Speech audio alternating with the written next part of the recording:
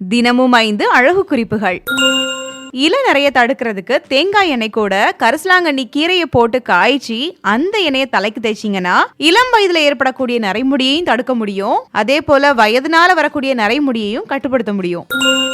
கண்கள் அழகா இருக்கணும்னு விரும்பக்கூடிய பெண்கள் நல்லா முதல்ல தூங்கணும். சரியா தூங்கலைன்னா கண் ரொம்ப சிவந்து போயிடும். தூங்குறப்போ ஒரு 7-8 மணி நேரம் நம்ம கண்ணை க்ளோஸ் பண்ணி வைக்கிறதால ஈரத்தன்மை கண்களுக்கு கிடைக்கும். இதனால சிவப்பு நிறம் தானா மாறும். தூக்கம் குறைஞ்சதுன்னா கண்களுக்கு ஈரத்தன்மை கிடைக்காது. இதனால கண் ட்ரை ஆகி சிவந்து போகவும் வாய்ப்பு இருக்கு. அதனால கருவளையம் பிரச்சனைகள் இருக்கிறவங்க முதல்ல உங்களுடைய தூக்கம் சரியா இருக்காங்கிறத செக் பண்ணிக்கோங்க.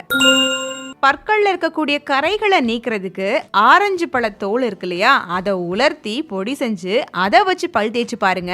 நாள்பட்ட பற்கள்ல இருக்கக்கூடிய கரைகள் கூட நீங்கும்.